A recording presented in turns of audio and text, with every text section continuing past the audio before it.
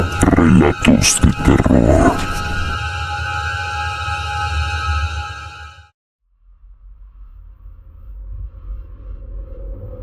Mi nombre es Oscar Méndez. Llevo 12 años trabajando como guardia de seguridad en el Hospital General San Emiliano. Nunca fui de los que creen en cosas raras, pero te juro que hay cosas que no se pueden explicar con cámaras, ni con balas, ni con rezos. Mi rutina era simple: llegar a las 10 p.m., dar un par de rondas por los pasillos vacíos, verificar que no hubiera indigentes colados, dormir un poco en la caseta y salir al amanecer. Pero eso cambió desde hace 3 semanas, cuando el ala psiquiátrica fue cerrada tras un incendio. Algo, o alguien, se quedó ahí dentro. La administración juró que no hubo víctimas, pero las enfermeras dicen que desde esa noche se escuchan risas de mujer en los ductos de ventilación, o que alguien susurra el nombre de los doctores fallecidos. Yo no creía nada. Pensé que eran cuentos para joder al nuevo vigilante. La primera noche que me tocó cuidar solo me sentí cómodo, tranquilo. Las luces fluorescentes del hospital parpadeaban como siempre. El olor a cloro y medicamento era lo único que llenaba los pasillos.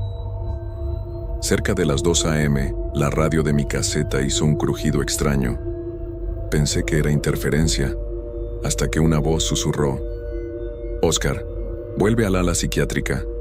Hay un paciente suelto». Me congelé. No por la voz, sino porque nadie conocía mi nombre en esa frecuencia. Y el ala psiquiátrica estaba clausurada, sellada con metal desde el incendio. Revisé las cámaras. Todo parecía en orden, excepto por una, la del cuarto 413. Una figura se movía en círculos sobre el piso, algo delgado, casi sin forma. Me armé de valor, tomé mi linterna y me dirigí hacia allá. Todo estaba silencioso, más de lo normal. Cuando pasé frente al cuarto 413, la puerta estaba ligeramente abierta, y no debería estarlo. Dentro no había nadie, solo una camilla oxidada, papeles quemados, y en la pared, escrito con lo que parecía sangre seca, una frase: «No está muerto, solo duerme entre nosotros». Creí que era una broma, una más de las que hacen los internos antes de fugarse. Pero al girarme para salir, sentí que me rozaban la espalda. Me giré con rapidez, apunté con la linterna. Nada. Pero al volver a mirar la pared, la frase había cambiado: «Tú serás el próximo». Desde aquella noche el hospital no volvió a sentirse vacío. Yo no le conté a nadie lo que vi en el cuarto 413. ¿Qué podía decir? ¿Que una pared me escribió una amenaza? ¿Que sentí dedos fríos arrastrándose por mi espalda? Me habrían botado en un segundo. Así que callé. Pero callar no detuvo nada. La siguiente noche fue distinta desde el principio. Cuando revisé las cámaras, una de ellas, la del pasillo C, estaba completamente en negro, como si alguien hubiese tapado el lente con algo. Pero cuando hice zoom, se veía un solo ojo, abierto, inmóvil, observando. Cambié de cámara. El ojo desapareció. A las 2:37 a.m., escuché los ascensores funcionar. Lo extraño es que yo tenía la única tarjeta que los activaba en horario nocturno. Fui a revisar. Todo estaba apagado, pero las puertas del ascensor del piso 3 se abrieron solas. Dentro había una camilla y algo más. Alguien, parado en la esquina más oscura, como una sombra que se negaba a moverse. Pude distinguir un delantal blanco, rasgado, ensangrentado. Tenía vendas en el rostro, pero no eran vendas de hospital. Eran vendas podridas, húmedas, goteaban. ¿Paciente?, pregunté. No respondió. Solo levantó una mano, lenta, temblorosa, señalándome. Salí corriendo. Sí, lo admito. Salí corriendo como si algo me persiguiera, y cuando llegué a la caseta, lo vi en las cámaras de nuevo, pero ahora estaba en el pasillo del quirófano, con un bisturí en la mano. Las luces del hospital comenzaron a parpadear como locas. Algunas explotaron, y entonces, los gritos, uno tras otro, empezaron a escucharse a través de los pasillos vacíos.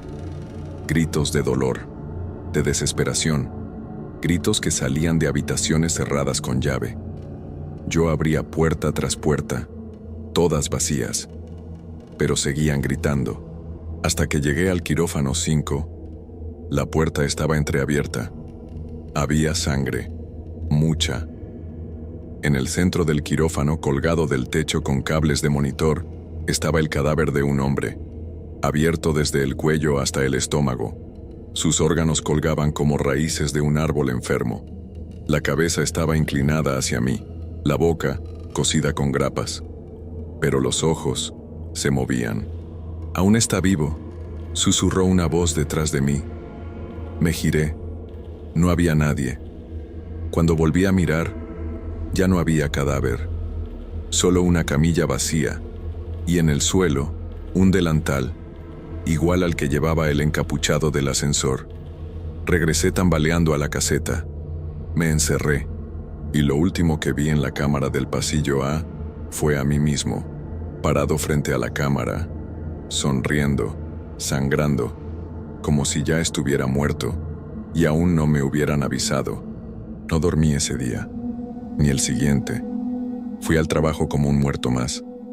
Algo me decía que si dejaba el turno, el hospital vendría por mí. Esa noche, mientras caminaba por el pasillo de los quirófanos, algo cambió. Las luces dejaron de parpadear y comenzaron a latir. Sí, a latir, como un corazón. Un pulso tenue que retumbaba en el techo y el suelo. Toqué la pared. Estaba caliente. El hospital estaba vivo. Corrí al archivo a buscar los planos originales. Tenía que entender qué era este maldito lugar, y ahí lo encontré, un expediente sellado, con polvo seco y olor a formol. Proyecto Quirón, decía, un subnivel oculto, debajo del ala psiquiátrica, nunca registrado, nunca hablado. Una sala experimental. El documento estaba incompleto, pero en una hoja escrita a mano con letra temblorosa, leí: el sujeto no murió. Fue contenido, alimentado, conservado con el sufrimiento de los pacientes desahuciados. Y al pie del documento, una foto descolorida, un hombre sin rostro, rodeado de médicos sonrientes, todos con bisturíes en mano. En ese instante todas las cámaras del hospital se apagaron, excepto una, subnivel B, una transmisión en vivo, nunca antes vista. En la imagen, un pasillo mohoso, húmedo, y al fondo, un quirófano improvisado. En el centro, 4 cuerpos colgados de cables, todos sin piel en el rostro. Y al lado, alguien operando, a una figura que aún respiraba, aunque le faltaba medio cráneo. Era él, el del ascensor, pero ahora tenía mi rostro. Grité, cerré la laptop, pero el sonido no se detenía. Los gritos salían del intercomunicador, de las paredes, del piso. Me llamaban, me gritaban, me exigían. Caminé, sin saber cómo, hasta el subnivel. Las puertas oxidadas y cerradas por décadas se abrieron solas. Dentro, todo olía a carne vieja. Las lámparas giraban lentamente como si algo las soplara. En las paredes había rostros grabados, como si las almas hubieran quedado atrapadas en yeso. Y al fondo, la sala. Una figura enorme, amorfa, conectada a decenas de tubos intravenosos, respirando con dificultad. Su rostro era una mezcla de muchos, como si cada vez que alguien moría aquí, le diera una nueva cara. ¿Por qué estás aquí, Oscar?, dijo con voz múltiple, masculina y femenina, infantil y anciana al mismo tiempo. Tú también tienes algo que darme. Quise correr, pero el pasillo se alargó, como si el hospital se burlara de mí. Una puerta se abrió sola.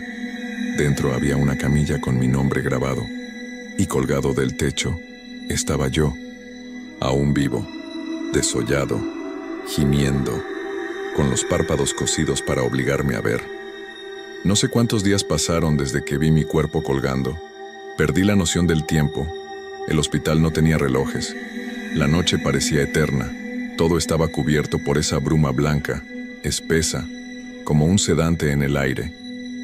Me desperté en la caseta, limpia, ordenada, como si nada hubiese pasado. Las cámaras mostraban los pasillos, vacíos. Creí que había sido una pesadilla, una alucinación, hasta que vi el expediente en mi regazo. Óscar Méndez, sujeto, 000. Tenía fotos de mí desde hace semanas, desde antes de que todo comenzara, y en la última página, una anotación reciente. Paciente ha sido completamente absorbido, estable, repetir ciclo. Me levanté temblando. Salí de la caseta. La enfermera de la recepción me saludó como siempre. Me dijo que el ala psiquiátrica nunca se incendió, que no existía el subnivel B, que yo llevaba trabajando allí apenas una semana. ¿Te sientes bien, Óscar? Sentí que me ahogaba. Corrí a los baños, me miré al espejo, y ahí estaba, mi reflejo, pero diferente, más viejo, más demacrado, con cicatrices en el cuello. Parpadeé. Mi reflejo no lo hizo. Toqué el espejo, y la imagen me sonrió. Esa sonrisa que vi en la cámara del pasillo A. Grité, di media vuelta, y el hospital ya no era el mismo. Los pasillos eran infinitos. Las paredes palpitaban como carne viva. Las puertas se abrían solas, y de cada una salía una versión distinta de mí mismo, todos gritando, llorando, riendo con locura. Y entonces entendí. Yo nunca fui el guardia. Fui el paciente todo este tiempo, la entidad del hospital. Eso que duerme entre nosotros no se alimenta de cuerpos, se alimenta de identidades, te borra, te reemplaza, te sueña. Cada turno nocturno es un nuevo ciclo. Cada guardia es un paciente más que cayó en su red. Recordé lo que vi en la camilla, mi yo desollado, con los ojos abiertos. Ese era el verdadero Óscar. Yo era su eco, un recuerdo, un fantasma que el hospital no quiere dejar ir. Al final, una puerta se abrió al fondo del pasillo, un quirófano iluminado, y dentro, una silla vacía, esperándome.